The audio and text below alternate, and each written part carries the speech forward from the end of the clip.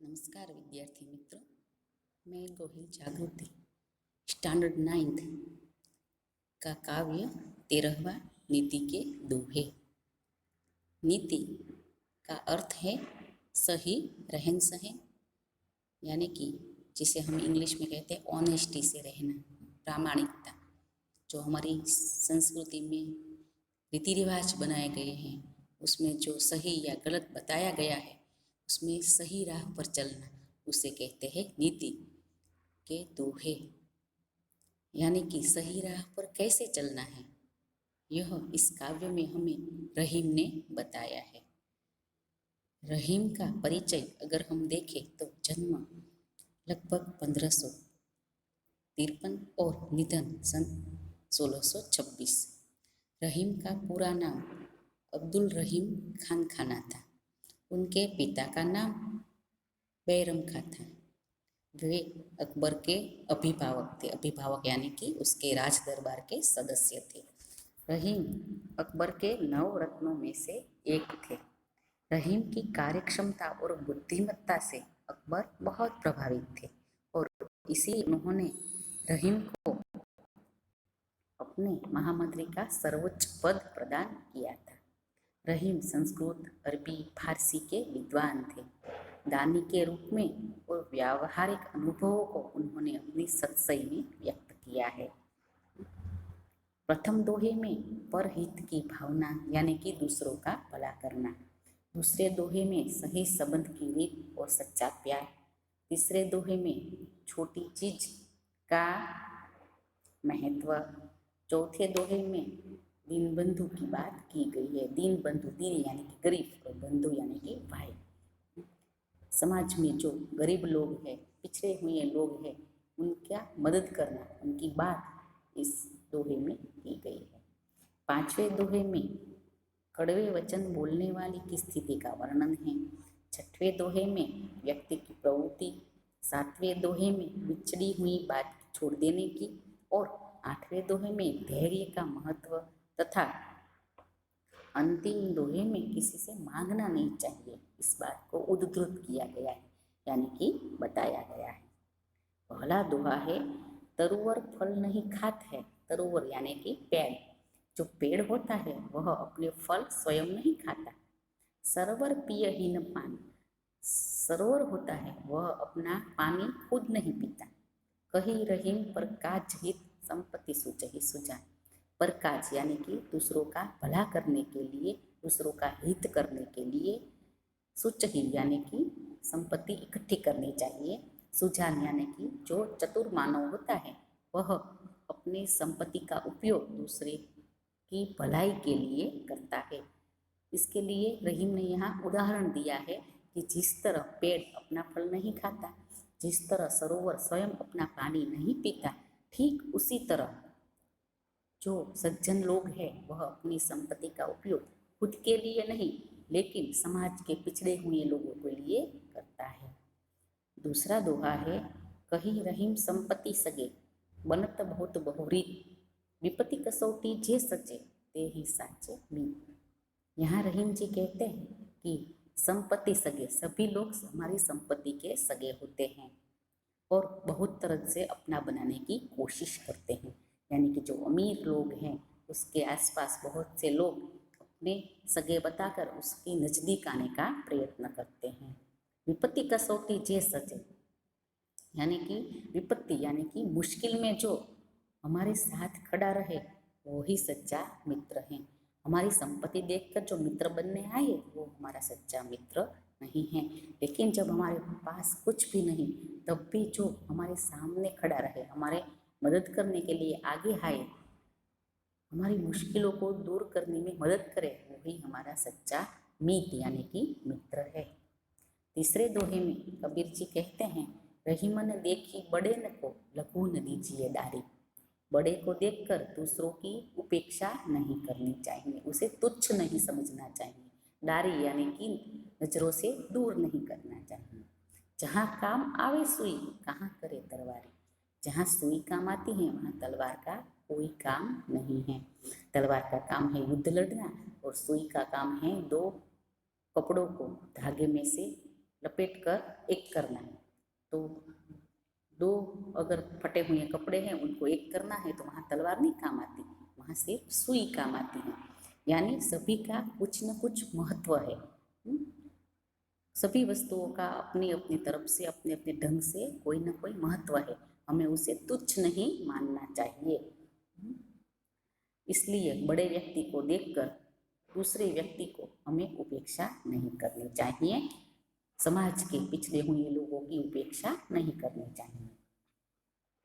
चौथा दोहा है, दिन सबन को लखत है दिन ही लखे न कोई, जो रहीम दिन ही लखे दिन बंधु सम होय।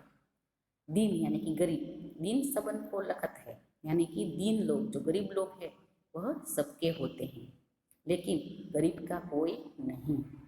जो रहीम दिन ही लखे, जो लोग गरीबों की सहायता करे वह दीन बंधु सम होय, वो गरीबों के भाई जैसे हैं, गरीबों के सगे जैसे हैं।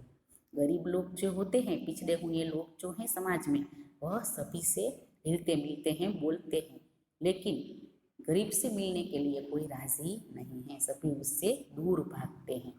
जो इन लोगों की सेवा करते हैं समाज में, वही दीन बंधु कहलाते हैं।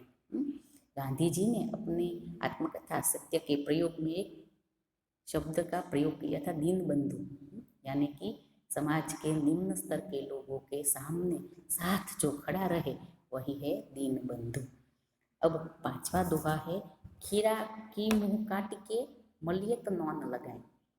खीरा यानी कि ककड़ी, रहीमन करुए मुखन की चाहिए यही सजा।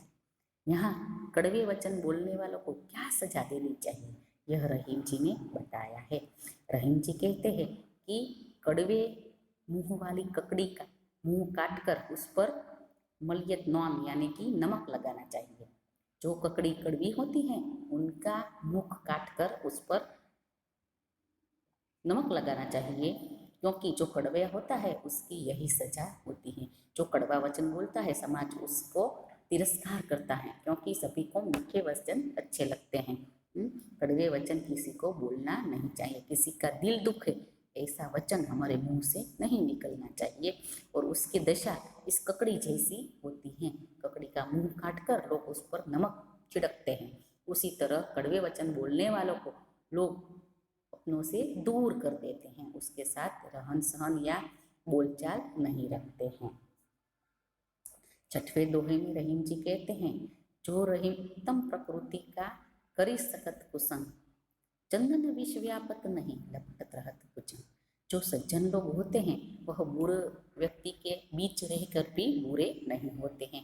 जिस तरह चंदन के वृक्ष के साथ भुजंग यानी कि सांप लिपटे रहते हैं, फिर भी चंदन का वृक्ष अपनी सुवास नहीं छोड़ता, उसी तरह सज्जन व्यक्ति बुरे व्यक्तियों के बीच में फंस गया हो फिर भी अपनी सज्जनता छोड़ता नहीं है, वह उतना ही सज्जन रहता है जितना था। बुरे व्यक्तियों का उस पर कोई असर नहीं होता है। जिस तरह चंदन के वृक्ष पर सांप लिपटे रहते हैं और जहर उगलते रहते हैं, फिर भी चंदन का वृक्ष सदाए सुवासित रहता है। अब सातवां दोहा है, बिगड़ी बात बने नहीं लाख करो किन कोई, रहीमन बिगड़े दूध को मथे न माखन होय। यहाँ रहीम जी दूध और मक्खन का उदाहरण देकर कहते हैं कि अगर दूध बिगड़ गया हो और उसे हम कितना भी मथे फिर भी से उनमें से मक्खन नहीं निकलता, उसी तरह अगर हमारी कोई बात किसी के साथ बिगड़ गई हो तो हम लाख कोशिश करें फिर भी पहले के जैसा नहीं रहता हमारा संबंध, उसमें कुछ न कुछ कड़वाहट आ ही जाती है। गुजराती में कहावत है कि मन मोती और कांच अगर टूट जाए और फिर से जुड़ने की कोशिश करे तो वो पहले तरह की नहीं जुड़ता, उसमें थोड़ी सी खरोंच रह जाती है। उसी तरह हमारी किसी के साथ बात बिगड़ गई है, कहासुनी हो गई है और फिर हम उनके साथ पहले जैसे संबंध बनाना चाहे तो उसमें थोड़ा सा कुछ न कुछ ऐसा रह जाता है जिससे हमारा दिल दुखता है। जिस तरह दूध बिगड़ जाए, उस कितना भी उसमें से मक्खन निकालने की, उसमें से वो हम मथ के मक्खन निकालने की कोशिश करें तो उनमें से नहीं निकलता। अब है आठवां दोहा, रहीमन विपदा हो भली जो थोड़े दिन होय, हित अनहित या जगत में जानी परत सब कोई। यहाँ रहीम जी कहते हैं कि विपदा यानी कि मुश्किल हमारे जीवन में जो आती है वह थोड़े दिन के लिए है, लेकिन उन मुश्किलों से हमें पता चल जाता है कि हमारा हित कौन चाहता है और अहित कौन चाहता है। जो हमारे सच्चे मित्र होते हैं वो हमारे साथ खड़े रहते हैं, और जो हमारे मतलबी मित्र होते हैं वो हमारी मुश्किल देखकर भाग खड़े होते हैं। इसीलिए विपदा आनी भी जरूरी है जीवन में, ऐसा रहीम जी कहते हैं। अब है 9वां दोहा। रहीमन वे नर मर चुके जो कहूँ मागन जाही, उनसे पहले वे मरे जिन्हें मुख निकसत नाही। यहाँ रहीम जी कहते हैं कि हम किसी से कुछ मांगे तो वह हमें मरना जैसा लगना चाहिए, मृत्यु जैसा लगना चाहिए। किसी से कुछ मांगना वह अच्छी बात नहीं है। रहीमत वे नर मर चुके जो कहूँ मांगन जाही।